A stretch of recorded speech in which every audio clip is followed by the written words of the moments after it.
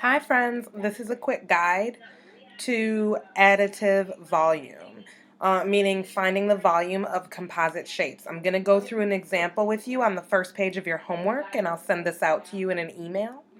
But first, if you read the purple box, which has all the directions, it says click on the green box to enter your answers. These are 4-step problems, okay? So you need to read the steps and then make sure that your last step should always be adding the two volumes, like right down here. Don't forget to add however many cubic units to your answer, all right? So you're going to see me do that in here also. And make sure your units, you don't always put units, you put whatever it actually is. So this whole picture is in inches, so it's going to be cubic inches. And I'll show you a little shortcut for that too. Additive volume, so if you look here, it says split our shape into two rectangular prisms or two boxes. So they drew a line right there down the middle. So here comes the first thing. So I'm going to take my line, I'm going to go right like that. Okay? Now if I look at my shape, I can see one box here and one box here. So I'm just going to label them just like this. Box A, and then this one, box B. Okay, so now I have two boxes, and they're going to be color-coded, okay? So you're going to see what I'm going to do in each one. All right, so the second one says, determine the missing numbers. Well, in order to find the volume of box 1, I need to find the length, the width, and the height, right? So I don't have that stuff, so determine the volume of each prism with length, width, and height. I need to find those. So I'm going to use these little circles to circle them on my thing. So length. Well, we always look at length as that line straight across the bottom, right? Well, this line goes all the way across. It touches box A and box B. It goes across box A and box B. That's not what I want. Okay, so 8, we're going to get rid of that. We don't want that. But in order to find the length of just box A, opposite lengths, opposite edges should be the same length, right? We know that about rectangles. So instead of looking at the bottom, I'm going to look at the top and say, oh, that top length is 2 inches, so I'm going to use that. Okay, and then I want the width, right? How far back does it go? Well, looking back here, there's no number there, but again, opposite sides, right? So there's the opposite edge, and that says 2 inches, so my width must be 2 inches. All right, there we go.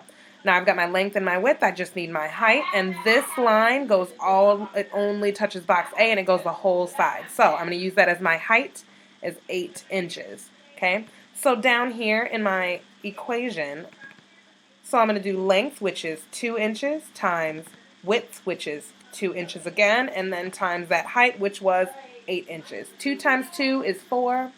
4 times 8, well, that is 32, and then I always need to put my cubic inches. So here are 2 ways I'm going to show you, and then I'm going to stick with the one that I really like. One way to show cubic inches is to go IN and then put a 3 on it. And if you want to do that, I'm actually totally fine with that. There are a couple of friends that do that, and that's totally fine. I will still understand exactly what that means. I just like to do it a little bit different way. I like to put CU for cubic, and then I put a space, and then I put IN for inches. Okay, cubic inches, that's what that means. So box A is 32 cubic inches. Okay, now I'm done with those lengths and widths and heights because I've already found that volume. I'm done with that. Now I need to find the volume of box B. So again, I look at the bottom and I say, oh, 8 inches, too long, because that is the length of box A and box B. I can't use that. Crisscross it out. But I can look at the opposite edge, right, and say, oh, well, that top length is 6 inches, and it only is the length of box B, so I'm going to use that. There's my length, 6 inches. Okay, width, again, that line that goes back, and I actually do have a number next to that line that goes back right here. It is 2 inches. There is my width. Sorry. Oh, no. Why did that happen? There, guys. Get rid of those. I don't know how to get rid of it, guys. I'm so sorry. Delete God. Yes. Okay, cool. That was weird. All right. And so now the only thing I still need is my height. Again, I can't use that tall side because that's actually for box A. So I need to look on this side and say, oh, box B, its height is only 2 inches. So I'm going to use that for my height. And there we go. Now I have the numbers that I'm going to put in here. I'm going to say the length, right, of 6 inches times the width of 2 inches times the height, that was 2 inches. Okay, those are my 3 numbers for box B. Those are my 3 dimensions for box B. So there we go. And 6 times 2, which is 12, and then 12 times 2, which is 24. So again, 24, and I need to put my units, otherwise Miss Martin will send it back if you do not put the units. Cubic inches, okay? Those are my units, okay? Cubic inches.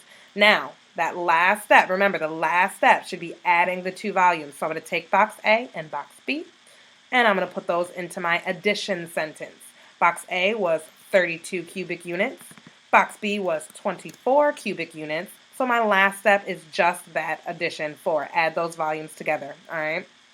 32 plus 24. 2 plus 4 is 6, and 3 plus 2 is 5, so that is 56 cubic inches, okay? Make sure you put those units, because if you don't, I will send it back, okay? So that is a guide as to how to separate those composite shapes into 2 boxes, use the volume formula to find the volume of those 2 boxes, and then add them together to find that total volume. All right, so these other ones you will have on your own. This next one, there are 2 different boxes. Make sure you're checking the units. This first one is feet. This next one is centimeters. So it'll be cubic feet up here and cubic centimeters down here. And then when you go to that last one, I have the anchor charts on the side, friends, because this first box, some of your lengths and widths have decimals. So multiplying with decimals, anchor chart is right there. You can use that to help you with this one.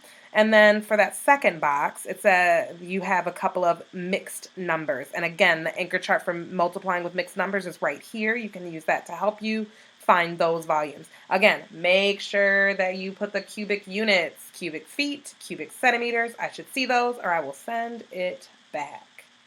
All right, make sure you're using those anchor charts. Make sure you're reading those directions. Don't forget your cubic units. Don't forget the rules of multiplying with decimals and mixed numbers. Always look at the purple box. Always look at the anchor charts. Email me if you have any questions. All right, good luck, my friends. I'll also send you a picture of this too. All right, bye.